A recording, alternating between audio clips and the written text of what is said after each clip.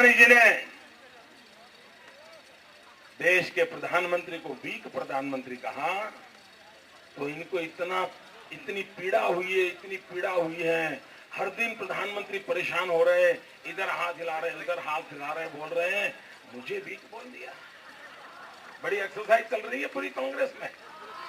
अरे मैं बताता हूं प्रधानमंत्री जी आप वीक प्राइम मिनिस्टर कैसे हैं, मैं बताना चाहता हूं। आपकी सरकार के एक मंत्री, आप ही की कैबिनेट के मंत्री श्रीमान रामविलास पासवान, उन्होंने कहा बांग्लादेशियों को हिंदुस्तान का नागरिक बना दिया जाए, उनको मत का अधिकार दिया जाए, उनको चुनाव लड़ने का अवसर दिया जाए। इसका मतलब यह हुआ कि बांग्लादेशी घुसपैठिया मंत्री भी बन सकता है, मुख्यमंत्री भी बन सकता है, कभी देश का प्रधानमंत्री भी बन सकता है। ये कांग्रेस पार्टी की यूपीए सरकार के कैबिनेट मंत्री का बयान है। मैं आपको पूछना चाहता हूं मेरे भाइयों बहनों, मुझे हां या ना में जवाब दीजिए। क्या बांग्लादेशियों को नागरिक बनाना चाहिए?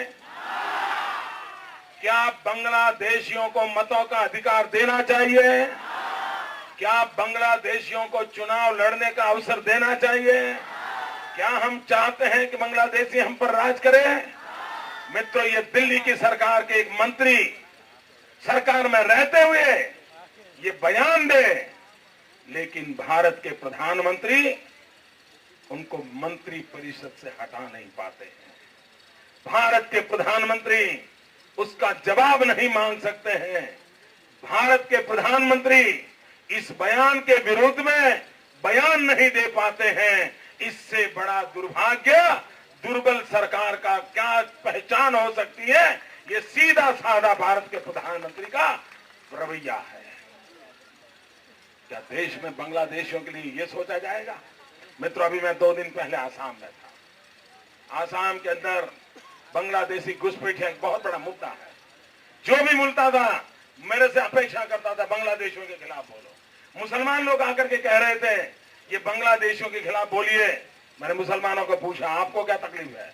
उन्होंने कहा साहब पहले हमारे बच्चे रोजी रोटी कमाने जाते थे, 100 रुपया, 125 रुपया, 150 रुपया कमा के आते थे, लेकिन जब से बांग्लादेशी घुस गए उनको 30 रुपए में काम कर देते हैं। हमारे बच्चे बेरोजगार हो गए हैं, हमारे घर की हालत खराब है, ये बांग्लादेशियों को निकालो। मैंने उस दिन परसों भी आसाम में बोला था। मैंने कहा देखिए गुजरात और आसाम में ज्यादा फर्क नहीं है। आसाम के पड़ोस में बांग्लादेश है और गुजरात के पड़ोस में पाकिस्तान है। मैं पाकिस्तान के पड़ोस में बैठा हूं, आप बांग्लादेश के पड़ोस में बैठे हो, लेकिन फर्क बहुत बड़ा है। फर्क सरकार में है। आपके यहां आसाम में वोट बैंक वाली सरकार है और गुजरात में राष्ट्रभक्ति से भरी हुई सरकार, और उसका परिणाम यह है, वोट बैंक की सरकार होने का परिणाम यह है कि बांग्लादेशियों के कारण पूरा आसाम परेशान है और मेरे कारण पूरा पाकिस्तान परेशान है। ये फर्क होता है।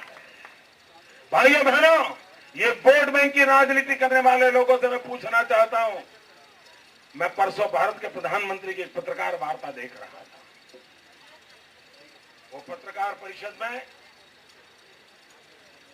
देश के प्रधानमंत्री दिल्ली के पत्रकारों से बात कर रहे थे और प्रधानमंत्री ने जो सवाल जवाब हुए उसमें एक बड़ा महत्वपूर्ण सवाल जवाब था, लेकिन क्या कारण है कि बाद में मीडिया के मित्रों ने उस बात को आगे चलाया नहीं। 24 घंटे में बाद में कहीं नजर नहीं आया, लेकिन जब लाइव प्रेस कॉन्फ्रेंस चल रही थी तब मैंने उसको देखा था। प्रधानमंत्री को एक बढ़िया सवाल एक पत्रकार ने पूछा और सचमुच में वो सवाल बहुत ही बढ़िया था और टोटली अपॉलिटिकल सवाल था, यानी मेरे मन को छूने वाला सवाल था। उस पत्रकार ने प्रधानमंत्री को पूछा कि आप 5 साल सरकार चलाई, 5 साल में ऐसा कौन सी पल थी जब आप मायूस हो गए, आपको पीड़ा हुई, आपको बहुत तकलीफ हुई। ऐसी पल कौन सी थी, वो समय कौन सा था 5 साल में जिसमें आपको तकलीफ हुई? प्रधानमंत्री ने क्या जवाब दिया सुना भाई? मैं जवाब सुनकर के मेरा माथा शर्म से झुक गया। सवाल इतना बढ़िया था, लेकिन देश के प्रधानमंत्री ने जो जवाब दिया, वो जवाब सुनकर के आपका भी माथा फट जाएगा मित्रों, आप सबको पीड़ा होगी। प्रधानमंत्री ने यह कहा कि 5 साल के अंदर जिस दिन अमेरिका के साथ न्यूक्लियर डील वाला मामला अटक गया, वो पल मेरे लिए बहुत पीड़ा की पल थी। उस दिन मुझे बहुत पीड़ा हुई। अमेरिका की दोस्ती का मामला अगर अटक जाए तो मेरे प्रधानमंत्री को बहुत पीड़ा होती है। मैं प्रधानमंत्री को पूछना चाहता हूं, श्रीमान डॉक्टर मनमोहन सिंह जी, मुंबई के अंदर ट्रेन में बम ब्लास्ट हुआ था, 200 लोग मारे गए थे, रेलवे के प्लेटफॉर्म पर खूनियों की नदियां बह रही थी, माताएं बिलख रही थी, बच्चे अपने बाप को खोज रहे थे, पूरा हिंदुस्तान की आंख में आंसू थे। मैं प्रधानमंत्री को पूछना चाहता हूं, बंबई के रेलवे के बम ब्लास्ट के समय आपको वो पल पीड़ा की नहीं लगी? प्रधानमंत्री, आपके लिए वो दुख की पल नहीं थी? अमेरिका के साथ दोस्ती अटक गई, वो आपके लिए दुख की पल थी? मैं प्रधानमंत्री को पूछना चाहता हूं, हमारे पुलिस के जवान जो नक्सलवाद के खिलाफ लड़ाई लड़ते हैं, वो खाकी वर्दी में हैं, लोगों का उनके प्रति गिला शिकवा हो सकता है, राजी नाराजी हो सकती है, लेकिन ये पुलिस के जवान जो नक्सलवाद के खिलाफ लड़ते हैं, ये नक्सलवादी क्या करते हैं? पुलिस के जवान के बच्चे बस में बैठ करके, जब वो बच्चे स्कूल जाते हैं, उन बसों को बम विस्फोट करके उड़ा देते हैं। साल में 7-8 घटनाएं ऐसी होती हैं जब पुलिस के बच्चों को, जो बस में स्कूल जा रहे हैं, उन बच्चों को नक्सलवादी मार देते हैं। मैं प्रधानमंत्री को पूछना चाहता हूं, ये छोटे छोटे बच्चों को नक्सलवादी मार देते हैं, साल में 7 बार 8 बार होता है, और आपके कार्यकाल में बार बार हुआ है। क्या प्रधानमंत्री जी, ये छोटे छोटे नन्हे नन्हे बच्चों को मार दिया जाए, उसकी मां रो रही हो, वो पुलिस का जवान परेशान हो गया हो, क्या आपको वो पल परेशान नहीं करती है? क्या आपको वो पल पीड़ा नहीं देती है? मैं प्रधानमंत्री को पूछना चाहता हूं, प्रधानमंत्री जी जवाब दीजिए। जब बिहार के अंदर भयंकर बाढ़ आई, 100 साल में ऐसी बाढ़ नहीं आई, ऐसी बाढ़ इस बार आई। गांव के गांव तबाह हो गए, हजारों लोग बर्बाद हो गए, अभी तक वहां लोगों की हालत सुधरी नहीं, इतनी भयंकर बाढ़ आई थी।